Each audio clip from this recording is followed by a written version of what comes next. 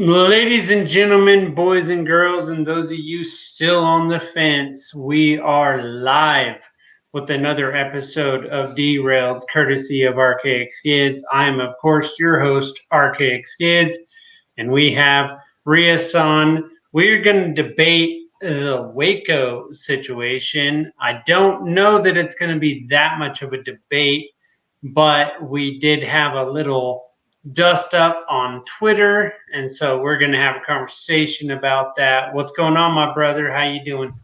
I'm doing pretty good. Thanks for having me on the show here. I think having conversation is a really good way to, clear the air and reach truth. Right on, right on. Just a shout out to the guests here, and anyone viewing this. Riazan does not have a camera because he's a boomer. I'm poor. So, well, okay, I'm sorry. He's not a boomer. He's just poor. So, that's the way that it goes. So we're gonna jump right in right quick and fill in everyone right quick as to how this even came to pass. Jeremiah, who I had a debate with recently about the Derek Chauvin trial, had posted something, and this is what he posted. He said, very few people support what the Branch Davidians did. Most people just hate that the feds shot dogs, shot the place till they ran out of ammo, came back and did it more, used psychological warfare, burnt people alive, whitewashed the story, and then lied. Kind of a mood killer. So I had responded, what did the Branch Davidians do? And my guest this evening stated, lived on a commune. It was a cult. Koresh said he was the incarnation of Christ. He used his influence to impregnate most of his harem, probably some under 18 girls. This and the fact they had a huge stockpile of guns and ammo around kids was why Reno sent in the ATF. So I responded, want the real story? Have you already made up your mind? He replied, yeah, go ahead. You have mistaken my intent. Now, based on that, I already knew that there was a conversation to be had in this particular situation. So why don't you expand, if you would, on what it is that you believe about that situation, and then just fill in the audience on why you stated what you stated, as far as the cult and all that. Okay, so first off, I pretty much agreed with what Jeremiah said. I think the cult, I think they were a cult. They were a religious movement. And they were definitely trying to separate themselves from society, live on their own. Um, a lot of the information I guess I have is just like from reading, or, I looked at just a synopsis of that Netflix show or whatever it was, so I didn't see it. No, but I know that I like that the show did a good job of portraying the ATF as the bad guys here, because they were. Um, but yeah, so I was under the impression that Koresh thought he was literally the reincarnation of Christ, and they were an end of times cult that was going to. Um, they thought they were, following the Book of Revelations. Let's see. Some other things I had heard was he made a lot of his followers give up having sex with their wives and stuff, so they would join his harem. I knew he had guns and ammo, but uh, I I can't really say about any child abuse or anything. I don't think that's all unsubstantiated. Okay. Okay. Well, I would say this. As far as I guess to the point of a cult leader, I suppose by definition, yes, you would be correct in that regard that he was a cult leader. Right. There is no evidence at all that's ever been presented that he was in any way into pedophilia or anything of that nature. My understanding is that he did, and this is of course coming from the government, so take that shit with a grain of salt. Yeah. Was that he had one wife that was under the age of 18. And I think the thing that you were speaking to was a docu series, is what they call it, on Netflix, which is probably a fairly decent representation, primarily because they did bring in some Branch Davidians and the FBI negotiator that was there during the time of the siege, that had both written books, and they both came in and worked as consultants on the show. So, I mean, that I suppose that it is possible that that one particular young person was, I guess, married to Koresh. One thing that they do make clear in all of the books, from every side of it, is that he did, as worded by him, take on the task of having all sexual relations, because that was a burden brought on him. There is no evidence in history ever, under any circumstance, that he was the second coming at all. Okay. That he never said that. That's completely nonsense, made up garbage by the U.S. government, that they used as part of their reasoning to say, well, we didn't actually murder all these people. Right. But they absolutely did murder all those people. I mean, I suppose it basically comes down to, do you believe the government? Well, I suppose what it really comes down to is, do they have a right to do it, right? Yeah. Are they allowed to use that kind of force to protect innocents when they didn't? You know what I mean? They killed them all. I like how they basically said, we need to stop another Jonestown, so we're going to have a 51-day siege with a bunch of guns and tanks. Well, that makes no sense. Yeah. No. Let's look at it from this. The events of the siege and attack are disputed by various sources. A particular controversy ensued over the origin of the fire. An internal Justice Department investigation concluded in 2000 that incendiary tear gas canisters were used by the FBI, but maintained that sect members had started the fire. This came after a panel of arson investigators concluded that the Davidians were responsible for igniting it simultaneously in at least 3 different areas of the compound. The events took place 13 miles from Waco, and the law enforcement siege at Ruby Ridge less than 12 months earlier had been cited by commentators as catalysts for the Oklahoma City bombing by Timothy McVeigh. All right. Now, I don't know where your understanding of incendiary devices. I don't know. I don't have a full understanding of your knowledge of how those particular devices work. I have an extreme knowledge of those devices.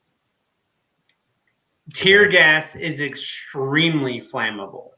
I mean, we're talking so flammable to the point that a pilot light of a stove will ignite it. Okay. It is that flammable. It is extraordinarily flammable. The ATF, FBI ran tanks into the Branch Davidian compound in Waco, Texas, and sprayed gas into the facility. So you've already disrupted the gas lines, obviously. And if you have any spark, game set match, you know what I mean? Right. I know. I've heard that those incendiary devices were found at the start of all the fires, and I guess I'm open to that, but I mean it's possible that, to me, that his people started the fire as well. But I mean, why would they? Exactly. Yeah. I mean, you have to think about it in this context, and this is the easiest way that I would put this to you, sir, is that what did they do with the women and children? I'm sorry, say it again. What did they do with the women and children in this particular circumstance? What did they do with them? The ATF or the No, the Branch Davidians. What did they do with them? Well, I assume they probably put them all in a room or something, somewhere safe. Yeah, they took them to the bunker, right? Right. Yeah. So they posted them all in the bunker, which, I mean, by bunker it was very tantamount. It was a bus that was buried underground, whatever. But my point is that that's where they took them, right? Right. They took them and they posted them there, and they said, "You stay here while we do this thing," right? Yeah. So you have to ask yourself, if they were the ones that would start the fire, why would they do that?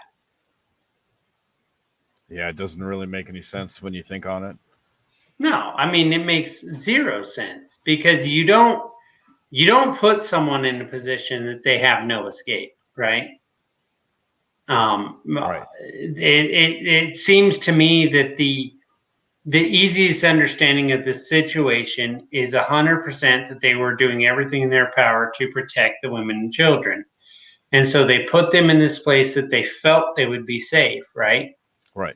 Now, I don't think that they understood, and no one would ever understand, that these government agents were going to run tanks into the walls and knock shit down on top of the escape hatches so that these people were stuck.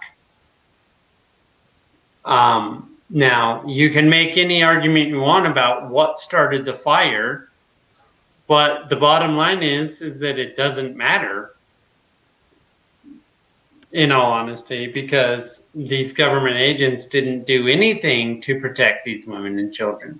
They 100% did what got them killed. Yeah. Even if they, like, say they didn't start the fire, they didn't let them out. We got a lot of static on your end, bud. Anything Sorry. you can do about that? Let's see. There we go. That's much better. So the damn sound is playing in my headphones. I'm not turning it off. I'm trying to talk. Like, I'm listening to myself. Like, I don't need to listen to myself. No worries. No worries. I'm not a professional at this. That's okay. Don't worry about it. I want to read something to you, because I think it seems to me when we were just on the Twitter that you had stated that you thought maybe I was right and you were wrong. Yeah. So I just want to read this to you right quick, and then get your feedback on it. So the Waco siege, also known as the Waco massacre, was the law enforcement siege of the compound belonged to the religious sect Branch Davidians. It was carried out by the U.S. federal government, Texas state law enforcement. That's actually not true. Texas state law enforcement had nothing to do with that. It was completely ATF and FBI. So that's a cute little thing that they added there that's not true. And the U.S. military, that actually is true. There was they were brought in after the fact to clean up. Between February 28th and April 19th, 1993, Branch Davidians were led by David Koresh and were headquartered at Mount Carmel Center Ranch in the community of Arcaicskidz, Texas, 13 miles northeast of Waco. Suspecting the group of stockpiling illegal weapons, the Bureau of Alcohol, Tobacco, and Firearms obtained a search warrant for the compound and arrest warrants for Koresh, as well as a select few of the group members. The incident began when the ATF attempted to serve a search and arrest warrant on the ranch. An intense gunfight erupted, resulting in the deaths of 4 government agents and 6 Branch Davidians. Upon the ATF's entering of the property and failure to execute the search warrant, a siege lasting 51 days was initiated by the FBI. Eventually, the FBI launched an assault and initiated a tear gas attack in an attempt to force the Branch Davidians out of the ranch. Shortly thereafter, the Mount Carmel Center became engulfed in flames. Fire resulted in the deaths of 76 Branch Davidians, including 25 children, 2 pregnant women, and David Koresh himself. Now, I bring that up for one primary purpose and one primary point. That is a very, very narrow way of describing what took place there. Yeah. And I don't know if you know the full story. Do you know the full story of what took place in that situation? Well, what do you mean exactly? Well, I mean, do you know why the ATF targeted the Branch Davidians? Do you understand the full context of that situation? Well, I can go ahead and say why the ATF in Jan Reno justified it to protect children. So ostensibly, that was the reason. Okay, so you don't actually fully understand the context of the entirety? I assume guns, probably something to do with taxes. I assume avoiding tax. No, let's start at the beginning if you're okay with it. Okay, so you know what Ruby Ridge is, correct? Yeah. Okay. So Ruby Ridge was an absolute nightmare disaster for the FBI and the ATF, right? Mm-hmm. The public was very, very upset with them over Ruby Ridge. They killed a mother, holding her baby. It was a terrifying situation. For the general public, they were not happy about this particular situation. So the ATF was actually on the hook. The FBI essentially pinned Ruby Ridge on the ATF, and people got very upset about it. So the ATF needed a win, right? Yeah.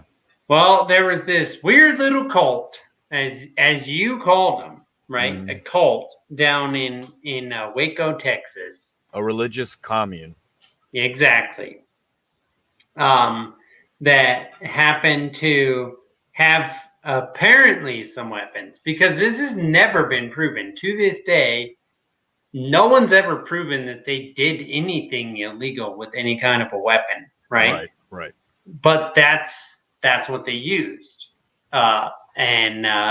because it was culty type behavior, they decided, well, we'll save the children, and if we save the children, we're going to look real good, and that's going to change the game. All the way up to and including the point that they literally invited the media to come and be part of their siege of the Branch Davidian compound. Okay.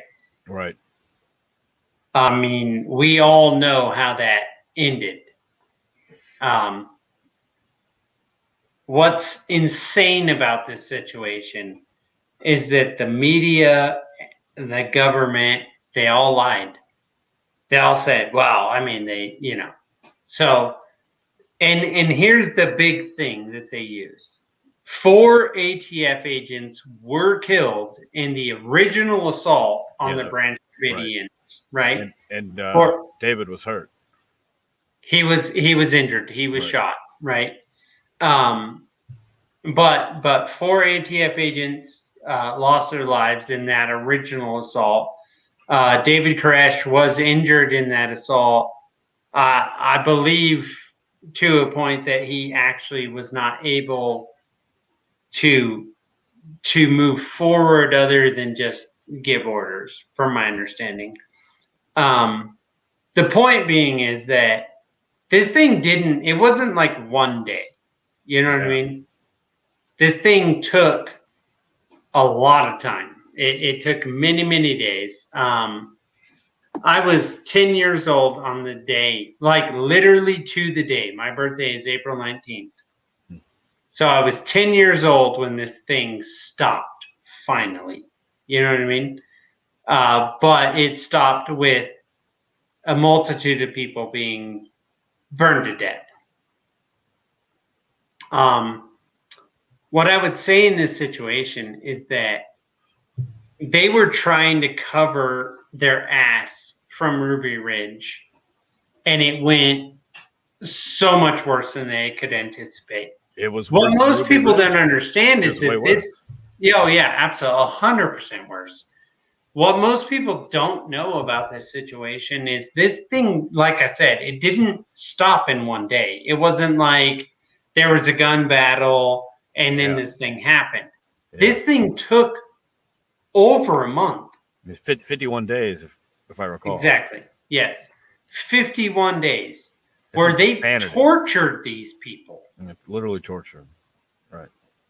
So I don't know how anyone, and I suppose, and I don't know that you actually meant it this way, but I suppose it's maybe my own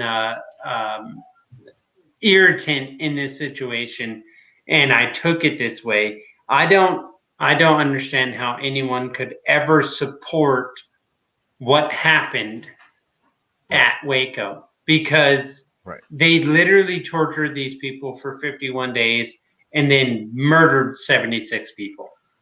Right. Well, my intention with the tweet was really just I thought you were asking, like, what happened. So I was like, yeah, well, I'll just give a quick rundown of, what I can think off the top of my head. And I mean, fair enough that you definitely had a problem with it, because it's doing exactly what the propaganda was intended, which is whitewashing their involvement. Yeah. I guess my issue is that you actually spread their propaganda. Right. Because it's like you're saying, oh, well, he's a cult leader. But in all honesty, man, I got to ask you, what does it matter? Yeah. What does it matter? Yeah. Who were they hurting? Yeah. I guess that would have been the better question. Who did they hurt? Why did they deserve this reaction? Right. So could you speak to that? Like, do you feel like they deserved any reaction at all? Let's say that what I said in my tweet was correct, which is basically like, the most leniency you can give to the ATF, right? And what they did. And if that's true, then they could have gone after David Koresh. And I'm pretty sure that they had plenty of opportunities to take him down somehow without sieging the entire compound. So, yeah, I'm sure. So that's just to be fair, and for sake of argument there. But no, I don't think anything they did was justified. I think I'm almost glad it happened a little bit, just because it was such a huge PR nightmare. Like you said, with the media there, all this was live. People were watching this live, and and it's just such a huge mark against them. Rightly so. Yeah, the problem is that even though people were watching it live, the media is so good at manipulation that a huge amount of people were like, well, I mean, they had it coming. You know what I mean? Yeah. Well, I definitely don't feel that way, and I didn't mean it to come off that way in my tweet. My intent was just to, just give a quick rundown of. I guess I didn't mean it to come from their side or whatever, but that's exactly what happened. So. Right on, man. I mean, it super confused me because I'm like, I assume based on who I was tweeting at, right, Right. that you were probably of a primary libertarian-minded person. I mean, Yes. Yep. um, you know, Yeah, you're right there. so it was very confusing to me that I was like, what? Okay, like, so I suppose your tweet came off to me as in a They deserve. perspective of, yeah, basically, Yeah. like, well, they had it coming, and I'm like, dude. I'm looking at it right now, and I definitely see how you got that. Looking at the tweet, to be fair. Yeah, I mean, that was very odd to me. Well, not really odd. I can't say odd because I've had, I guess, I mean, I'm just gonna sound bad, so-called libertarians Yeah. that are like, oh no, COVID passports as long as they're private, and I'm like, dude, there's no such thing as private. Shut up.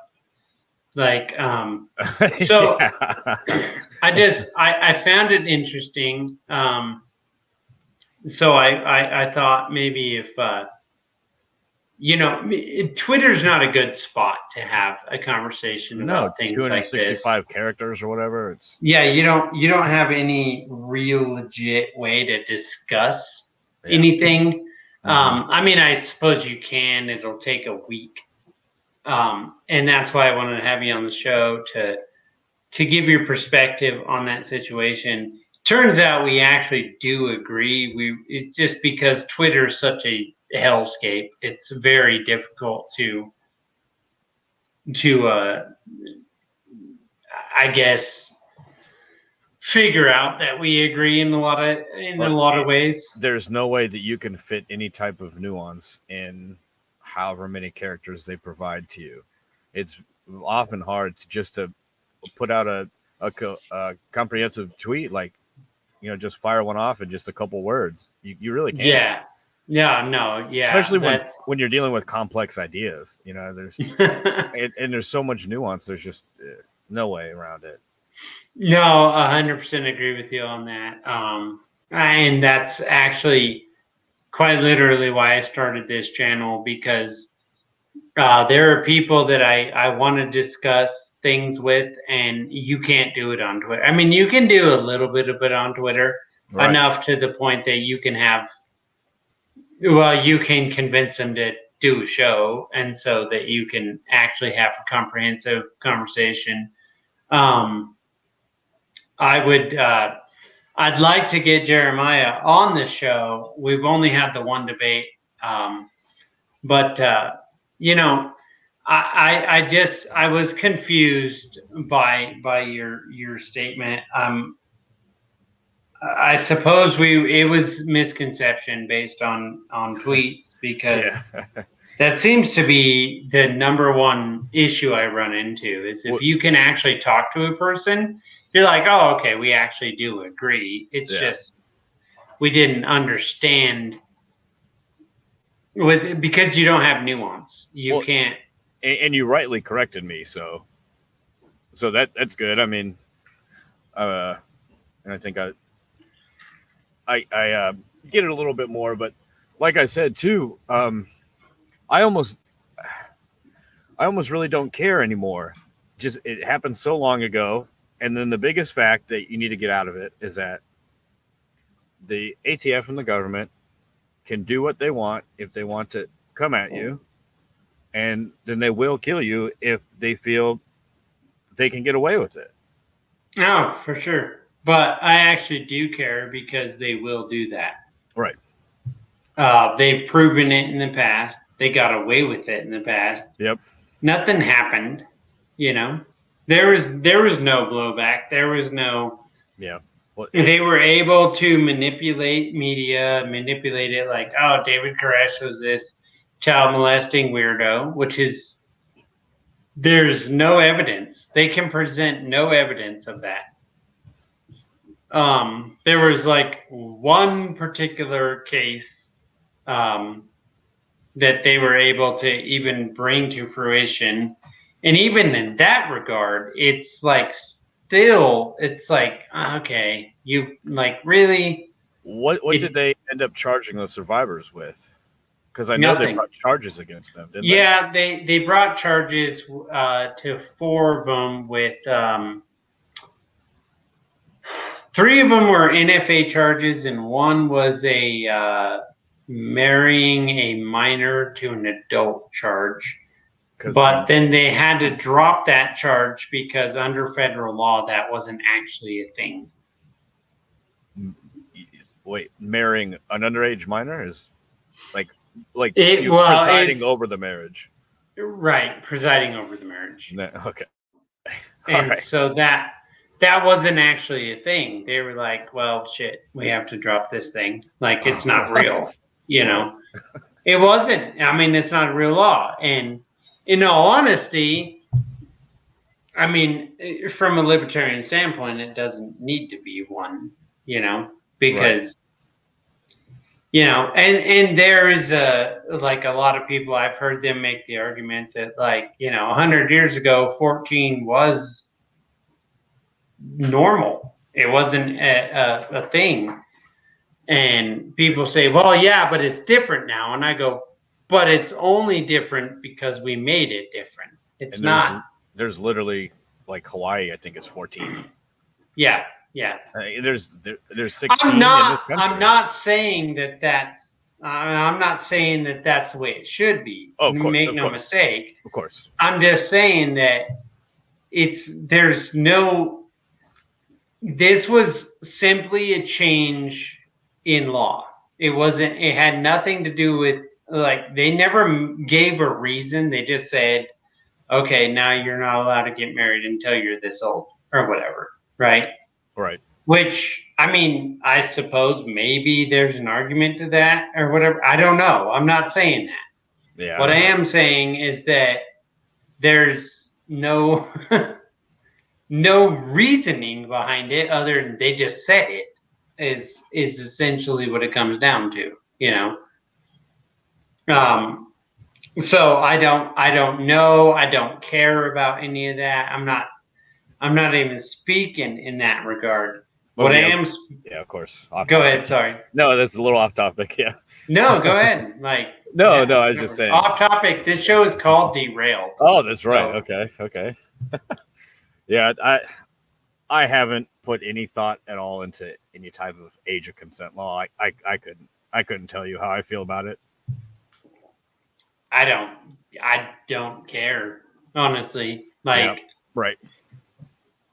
I think if I guess if the parents consent, then yeah, I don't know. Yeah, that's how I would probably handle it. It would just be like whatever the parents should be involved in the kid's life anyway. So therefore, once they reach a certain age, then they become self-sufficient. But until then, you're kind of under their law.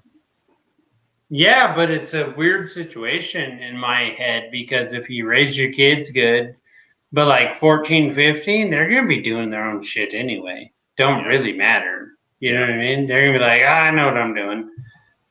So that's kind of a weird situation. I mean, I suppose. I don't know how you. Oh, sorry. No, go ahead. I always saw the younger, like, marriage laws as kind of like an arranged thing. So families would basically arrange their kids to get married to each other, and they would just do it like 15, 16, whatever. And, you know, just so they would have it done. They wouldn't necessarily be living together or whatever, but they would be, you know, married. Right. That makes more sense to me. Like more likely. Well, I don't know. There's a lot of fucking pedos out there, I guess. Yeah, well, that's kind of the problem.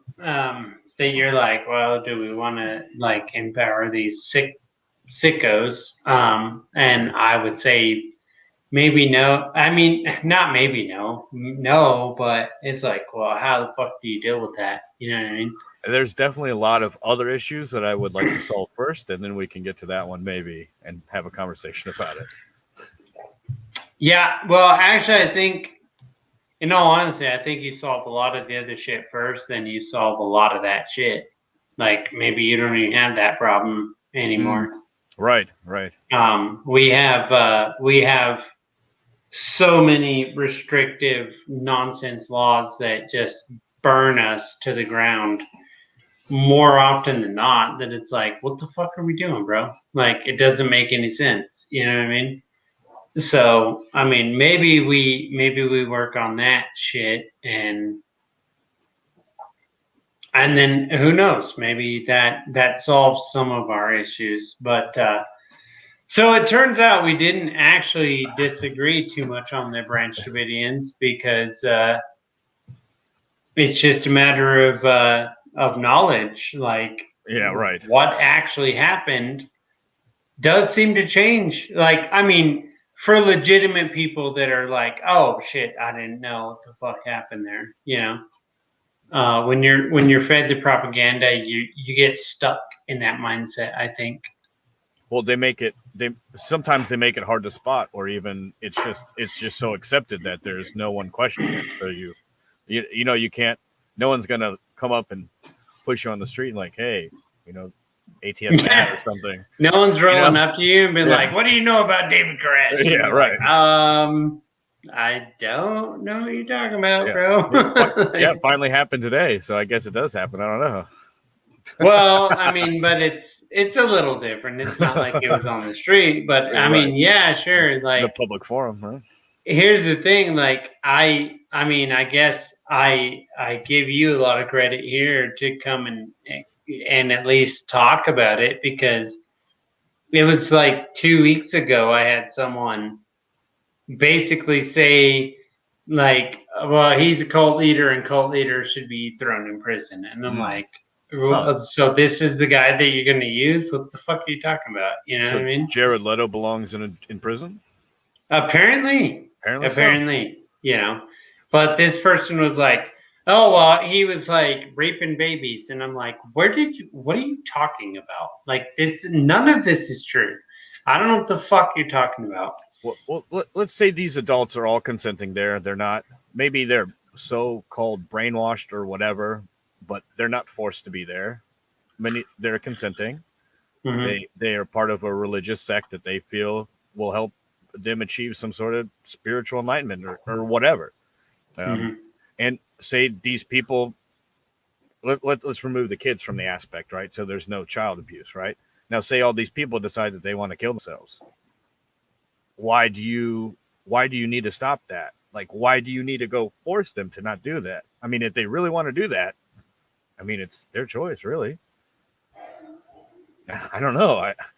So I'm going to stop a bunch of people from committing suicide by pointing guns and, trying to kill them. Like, what? There's no sense there. Yeah, so one of the things, too, that I don't think most people understand about the whole Waco situation, and it's not just Waco, it's also, it actually leads back all the way to Ruby Ridge, right? Mm-hmm. And Ruby Ridge is the catalyst to Waco. They fucked up so bad at Ruby Ridge that they were trying to make up for it at Waco. And then Oklahoma happened. And then Timothy McVeigh blew up half a goddamn building in Oklahoma City. The Oklahoma City bombing is attributed to Waco and Ruby Ridge. Right. People don't understand that everything is it's all. Think about it like a waterfall, right? Mm-hmm. Everything is running in one direction and it's all downhill, essentially. The problem is that people are such sheep that they're like, oh, well, I mean, this guy was a terrorist. And I'm like, you don't even know what that word means.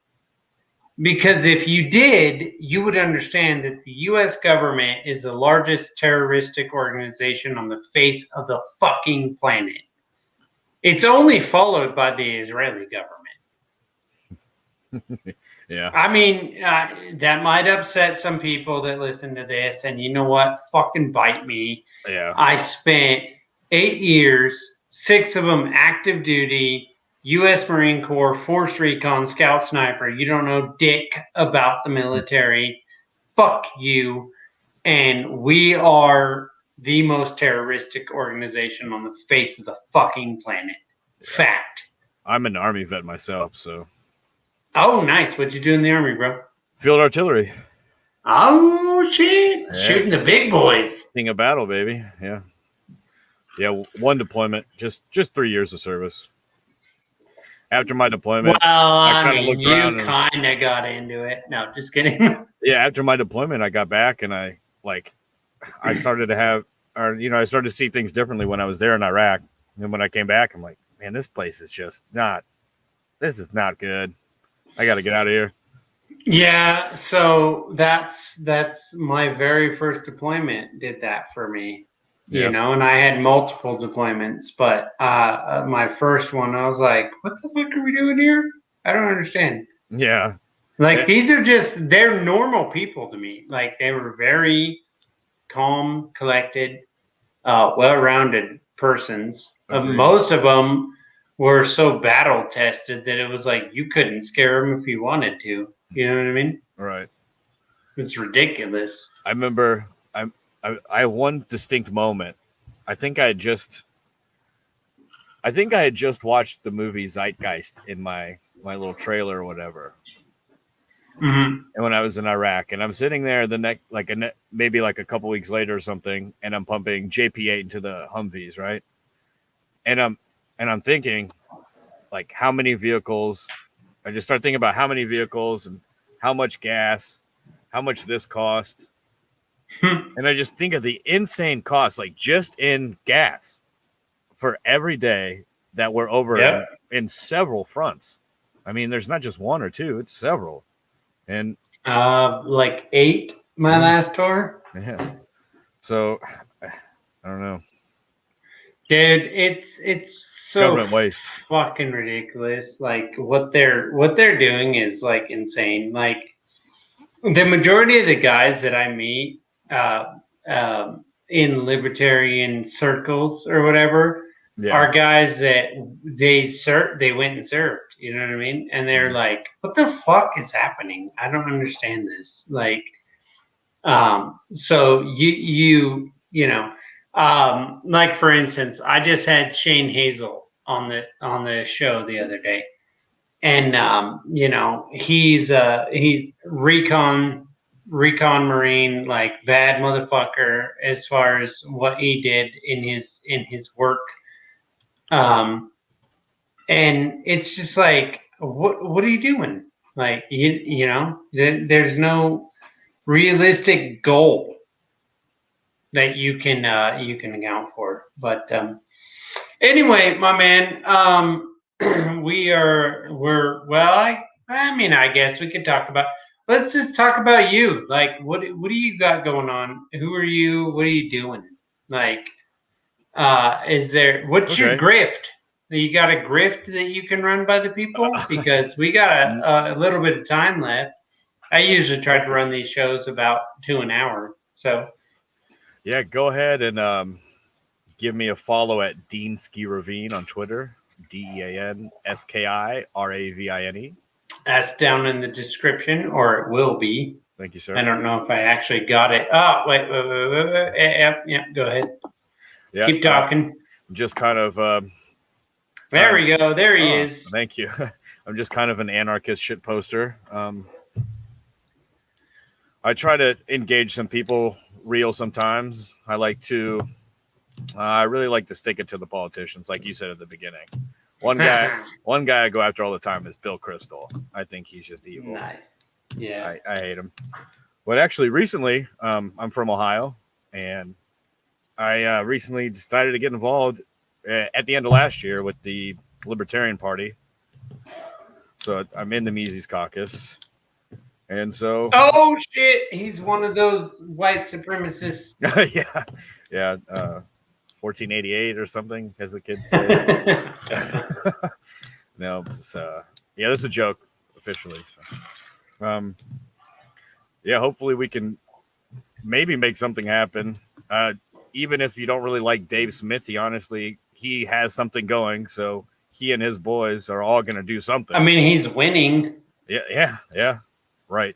I mean, once I got into the LPO, I kind of realized, like, after speaking to a couple people that were involved, and they just said, you know, the Libertarian Party for the most part has just been treated like this social club. Yeah. And we are trying to, they're gatekeepers, and they don't want new members. They didn't want new people to come in because they like the status quo. They still don't. Like, we got to change this shit. Yeah. So I'm just, I'm advocating for the Mecox, and maybe let's make something happen, I guess. If you don't think that the Libertarian Party is lost to us, and then maybe give it a try. I appreciate that for sure. I would add to this in one regard that well, I mean, I suppose I'll form this in a question and get your perception on it. So the Libertarian Party and the way that we handle things, right, as far as leadership goes, is that you have to be not only a paying member, but then an engaged member that becomes a delegate, right? Right. So we essentially have put ourselves in a position of being really only represented by super delegates, like the DNC has in their primary. I kind of see that as a fucking problem. Well, this is interesting because the LPO is actually different. The LPO, I'm not sure, like, about all the inner workings, because I'm pretty new, so I haven't, I'm not sure how everything goes. But from the way I understand it, that there's you can split delegates in the LPO to send the way the votes go, so you can send more delegates to the national convention. But but they still all have to be paying members. Yeah, correct. But in Ohio, it's really quite as simple as joining the Libertarian Party, joining the LPO, and then if there's no affiliates in your county, just signing up for the county. Boom. Then basically, you just need 2 libertarians to start an affiliate in the county, and then how the leadership goes in that county, the leadership gets the delegate. Okay. It just seems a little odd to me, because the way it seems set up right now is pay to play, right? Yeah, right. And not all of us can afford to pay to play. Well, I mean, we can, but there's a lot of people out there that can't afford to do that, maybe. And so the problem becomes that it's like, oh, well, if you don't have any money, you don't have a voice. And that seems wrong to me. Right. I also think democracy is the dumbest form of government probably ever committed. But you still need input from the people right. that you are socializing with. Right. Well, I mean, you have to have input from the people that it is that you're trying to handle. And when you tell them your input only matters if you give us money, that I just see that as a problem. Right. Yeah, I don't know. I guess I really haven't thought about that. It seems, I think. I mean, I'm non-denominational. I don't care, whatever, I found the Nevada situation hilarious, because it's like, oh, so you called a bunch of people racist, and then they just took over all your jobs. And not to mention the fact, like, well, I guess not fact, but they were embezzling money or something? Like, what happened? I mean, I heard something about that. I don't know. It might be unsubstantiated. I'm not gonna put any. I'm not gonna put anything into it, because I don't. Okay. It doesn't seem like there's. Well, at least to this point, we don't have good information on it. But you got a bunch of people. I'm sure they're gonna run the books. They're gonna check things out. I don't. The weird thing to me is what happens if they find out things were wonky, right?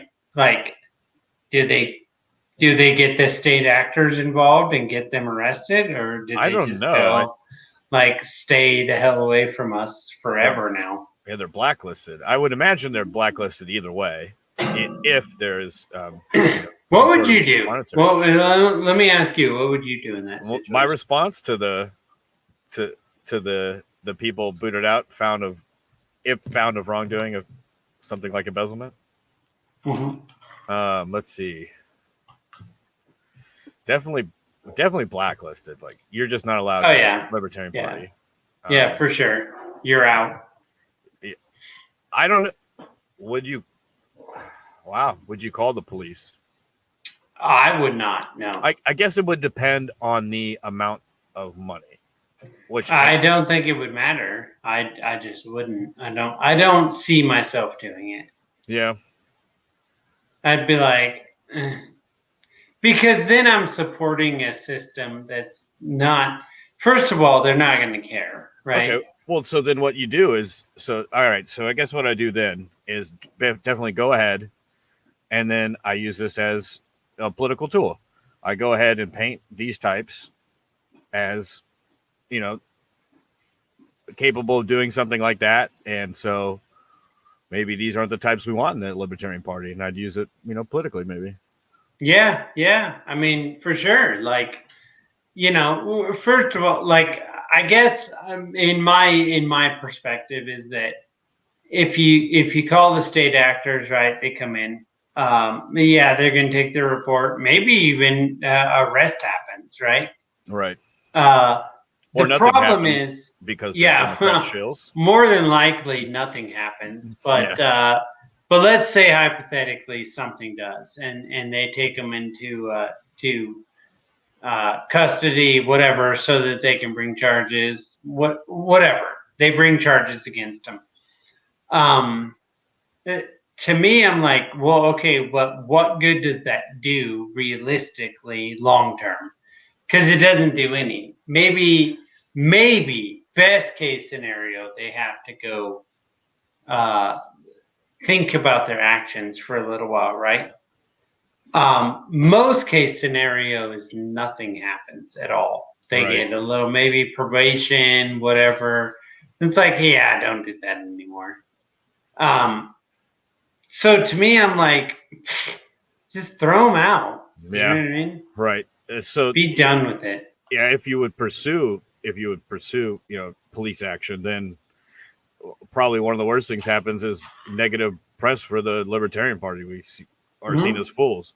But then if you don't, then like I said, you can, not to say I want to kick a bunch of libertarians out, but I want to kick not libertarians out.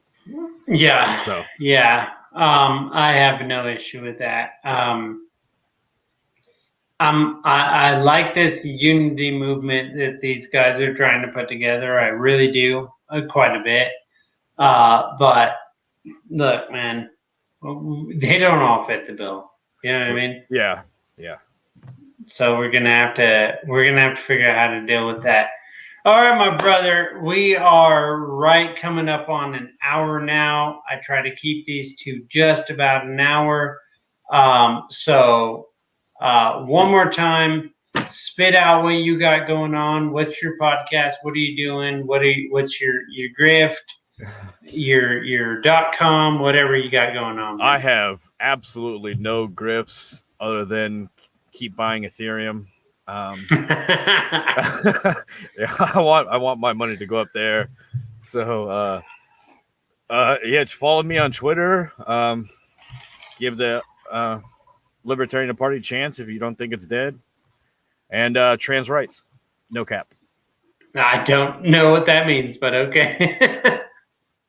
No, trans rights, man. I